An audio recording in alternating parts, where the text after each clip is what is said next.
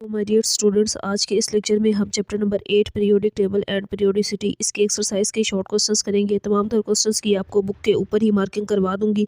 हाँ, अगर कोई क्वेश्चन बुक में एग्जैक्ट वर्डिंग में नहीं है तो उसको मैं आपको साथ साथ लिखवा दूंगी और इजी वर्डिंग के अंदर लिखवाऊंगी।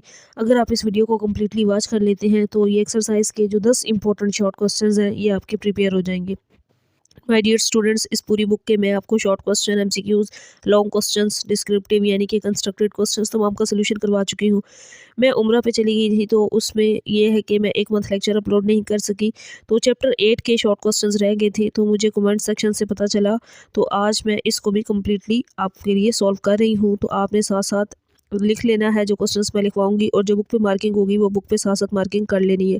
केमिस्ट्री के अलावा फिजिक्स की तमाम एक्सरसाइजेस का सोल्यूशन, बायो की तमाम एक्सरसाइजेस का सोल्यूशन बुक पे ही मैंने आंसर्स लगवाए हुए हैं, वो आपको मिल जाएंगे। मैथ के लेक्चर सीरीज अवेलेबल है, इस्लामियात उर्दू की हम पूरी बुक कर चुके हैं।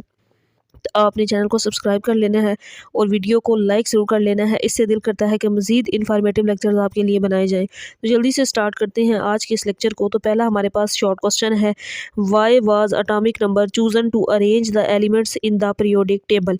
एलिमेंट्स को पीरियोडिक टेबल में तरतीब देने के लिए अटॉमिक नंबर को क्यों चूज़ किया गया, क्यों मुंतखब किया गया।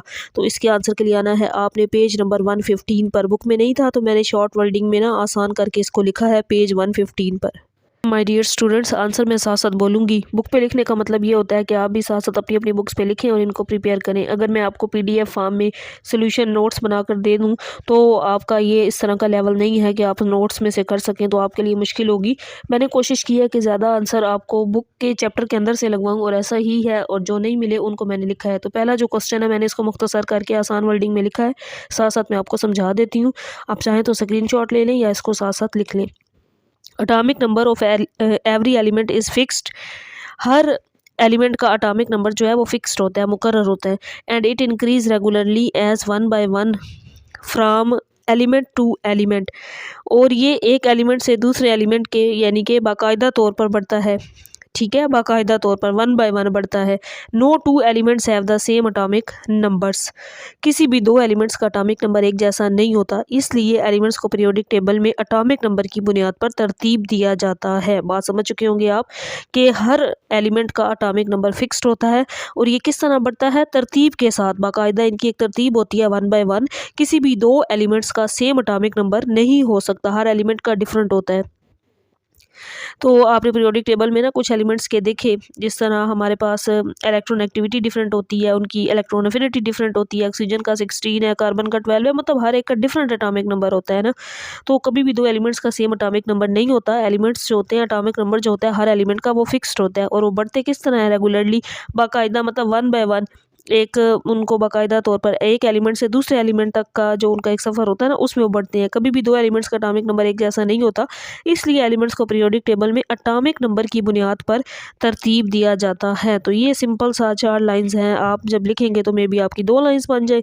मैंने मुख्तसर करके इस क्वेश्चन का आंसर लिखा है, ये आपने कर लेना है। और इसके बाद हमारे पास दूसरा शॉर्ट क्वेश्चन है, what is the significance of the word periodic. लफ्ज़ जो पीरियोडिक है इसकी क्या अहमियत है, यानी कि इस पीरियोडिक वर्ड की अहमियत, सिग्निफिकेंस इसकी पूछी गई है। इसका आंसर बुक पे ही है, पेज 105 पे आ जाना है आपने।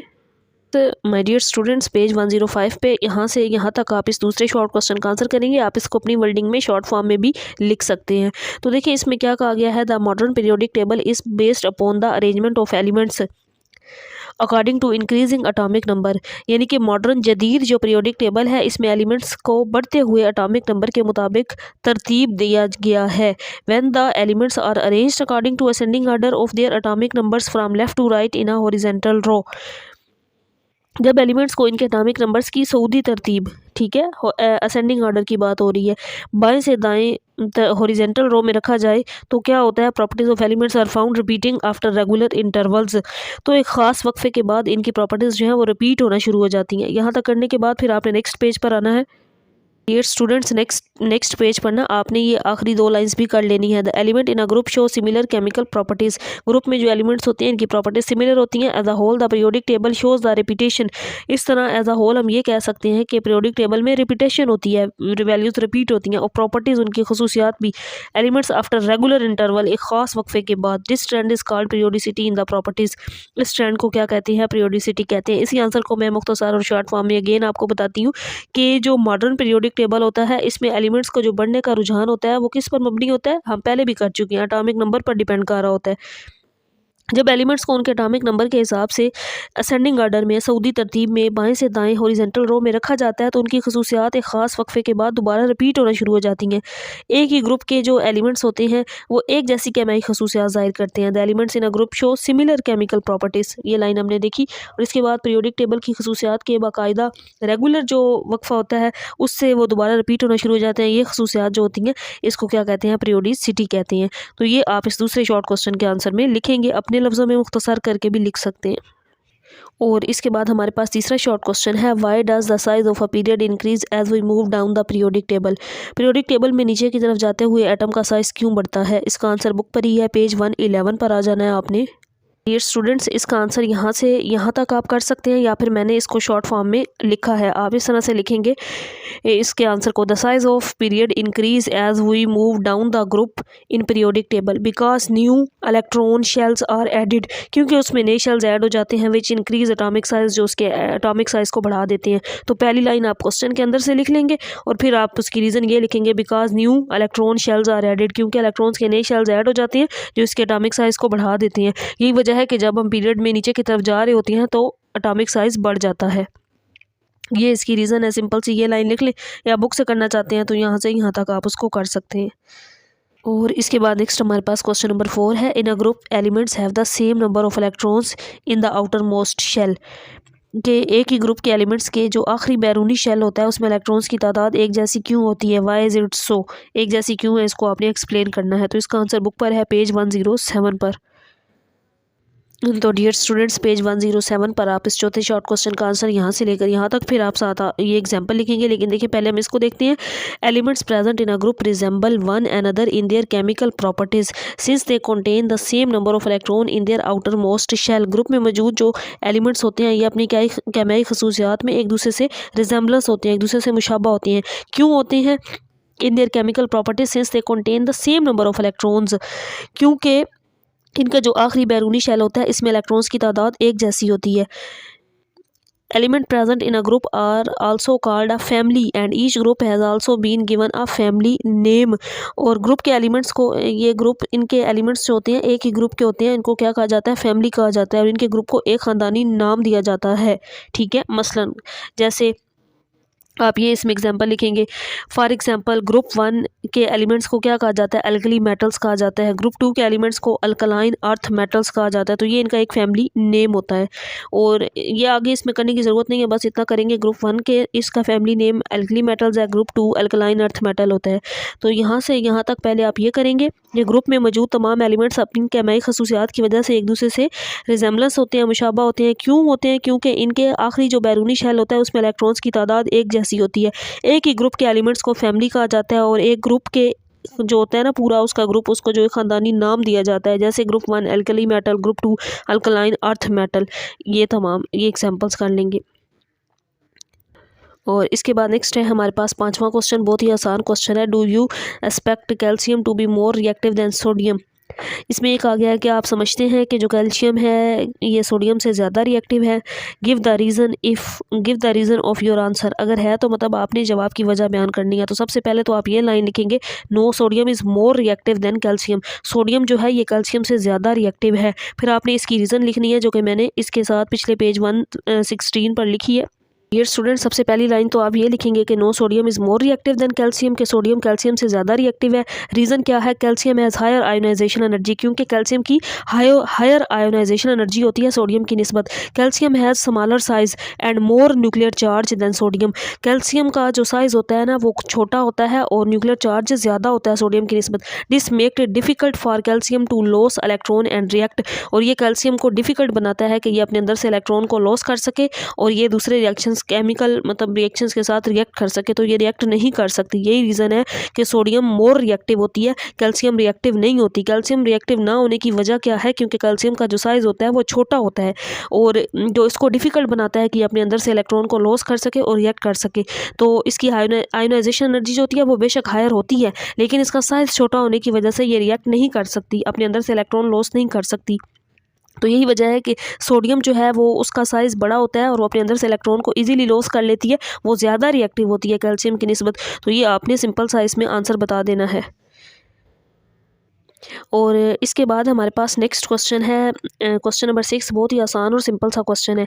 Which metal has the maximum atomic radius? कौन सी ऐसी मेटल है जिसका मैक्सिमम एटॉमिक रेडियस है? तो आप लिखेंगे sodium has the maximum atomic radius, जो कि कितना होता है 186 पिकोमीटर होता है। And which element has the minimum atomic radius in third period? Third period के अंदर दोनों का पूछा गया है, तो आप ये लिखेंगे कि sodium has maximum atomic radius in third period, जो कि कितना है साथ ब्रैकेट में आप उसको मेंशन भी कर सकते हैं, 186 pm पिकोमीटर जिसको कहते हैं। और इसके बाद ये कहा गया है कि थर्ड पीरियड के अंदर मिनिमम एटॉमिक रेडियस किसका होता है? तो आप ये बताएंगे आर्गोन का, ARGON आर्गोन का कितना होता है 71 होता है, साथ आपने PM लिख देना है, ये इसका यूनिट होता है। तो ये आप लिख देंगे। मैक्सिमम सोडियम है 186 होता है और थर्ड पीरियड के अंदर, और मिनिमम आर्गोन है। तो सिंपल सा ये इस क्वेश्चन का आंसर था। इसके बाद नेक्स्ट क्वेश्चन नंबर 7 है।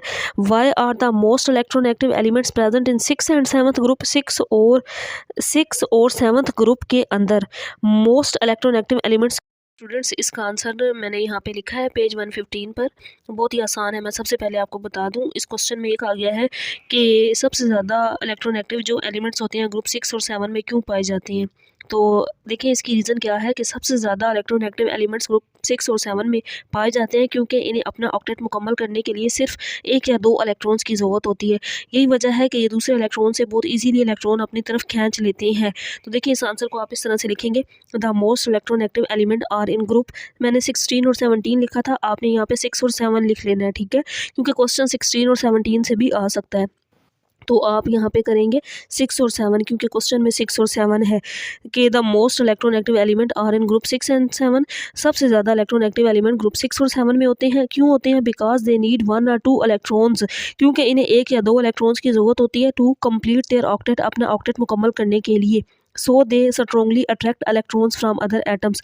सो ये स्ट्रोंगली मजबूती से यानी कि दूसरे एलिमेंट से इलेक्ट्रॉन खींच के अपना ऑक्टेट मुकम्मल कर लेते हैं। इस तरह से भी आंसर आप लिख सकते हैं, the element of group 6 and 7 are highly electronegative because they have tendency to accept electron. इनके अंदर बहुत ज़्यादा टेंडेंसी होती है कि ये दूसरे एलिमेंट से इलेक्ट्रॉन एटम से अपनी तरफ खींच लें, एक्सेप्ट कर लें, यानी कि इनके अंदर ऑक्टेट मुकम्मल करने के लिए इन्हें 1 या 2 इलेक्ट्रॉन्स की ज़रूरत होती है। तो इस वजह से ये इलेक्ट्रॉन्स को तेज़ी से अपनी तरफ खींच लेते हैं, तो ये ज़्यादा इलेक्ट्रोनेगेटिव होती हैं। तो यहाँ से यहाँ तक ये आपने इस क्वेश्चन के अंदर आंसर लिख लेना है। तो इसके बाद देखें डियर स्टूडेंट्स, नेक्स्ट हमारे पास 8वां क्वेश्चन है। The first ionisation energy value of magnesium is less than second one, give reason. Magnesium की पहली आयोनाइजेशन एनर्जी दूसरी से कम क्यों होती है, इसकी रीज़न बताएं। तो इसका आंसर है पेज 112 पर, बुक के अंदर ही है इसका आंसर। माय डियर स्टूडेंट्स इसका आंसर देखें पेज 112 पर। Magnesium has 2 electrons in its outermost shell. Magnesium के जो आखिरी शेल है इसके अंदर कितने इलेक्ट्रॉन्स होते हैं? 2 इलेक्ट्रॉन होते हैं। आउटर मोस्ट जो आखिरी होता है, बाहर वाला उसका जो शेल होता है उसको कहते हैं। It is easier to remove the first electron from magnesium than second one. तो इसके लिए पहला इलेक्ट्रॉन निकालना दूसरे इलेक्ट्रॉन की निस्बत ज़्यादा आसान होता है। ये करेंगे, फिर आप ये दोनों रिएक्शंस करेंगे। अब पहले में देखें इसकी एनर्जी जो है ना, ये आपने बतानी है आयोनाइजेशन एनर्जी 737, ये 7 रिएक्शन के लिखनी है, और ये 1450 यानी कि 1451,450 किलो जूल पर मोल। आगे आप ये लाइन इसके अंदर करना चाहें तो कर लें। Ionization energy value is related to the atomic size. Atomic size से रिलेट कर रही होती है। स्मॉलर द एटम, जितना एटम स्मॉलर होता है, more energy is required to remove an electron, उतनी ज़्यादा एनर्जी ज़रूरत होती है इलेक्ट्रॉन को उसके अंदर से रिमूव करने के लिए। तो ये आपने इसका आंसर करना है। तो माय डियर स्टूडेंट्स इसके बाद देखें question number 9। Is it possible for 2 metals और 2 non metals form an ionic bond? क्या ये मुमकिन है कि 2 मेटल्स और 2 नॉन मेटल्स मिलकर आयनिक बॉन्ड बना सकती हैं? सबसे पहले मैं आपको ना सिंपल सा आयनिक बॉन्ड का कॉन्सेप्ट देती हूँ। आयनिक बॉन्ड क्या होता है? एक ऐसा बॉन्ड होता है जो इलेक्ट्रॉन के तबादले से बनता है, ट्रांसफ़र ऑफ इलेक्ट्रॉन से बनता है, जिसमें एक मेटल जो है वो इलेक्ट्रॉन देती है और एक नॉन मेटल जो है वो इलेक्ट्रॉन गेन करती है। तो इससे इन पर पॉजिटिव और जो नेगेटिव आयंस पैदा होते हैं वो एक दूसरे को अपनी तरफ खींचते हैं, तब एक आयनिक बॉन्ड बनता है। तो आप इसकी रीज़न ये लिखेंगे, no it is not possible for two metals और two non metals form an ionic bond.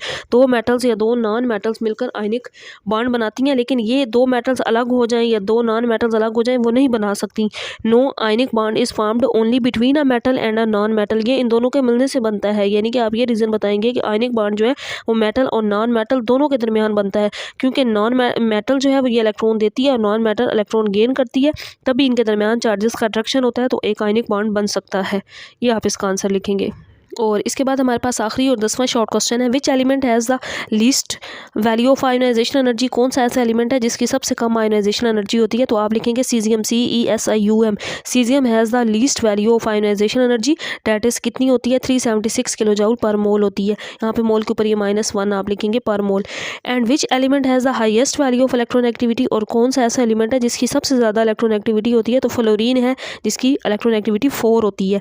FLUORINE, ये स्पेलिंग आपने करेक्ट लिखनी है। सीजियम की सबसे कम आयोनाइजेशन एनर्जी होती है और फ्लोरीन की सबसे ज़्यादा इलेक्ट्रॉन एक्टिविटी होती है, जो क्वेश्चन के अंदर पूछा गया है। इस तरीके से आप इसका आंसर लिख देंगे। तो यहाँ पे स्टूडेंट्स हमारे शॉर्ट क्वेश्चंस मुकम्मल हो चुके हैं। नेक्स्ट हम इसके जो लॉन्ग क्वेश्चंस, ये तो शॉर्ट क्वेश्चंस ही होते हैं कंस्ट्रक्टिव रिस्पॉन्स क्वेश्चंस, और ये जो डिस्क्रिप्टिव यानी कि लॉन्ग क्वेश्चंस हैं इनका सोल्यूशन करेंगे। अल्लाह हाफिज़।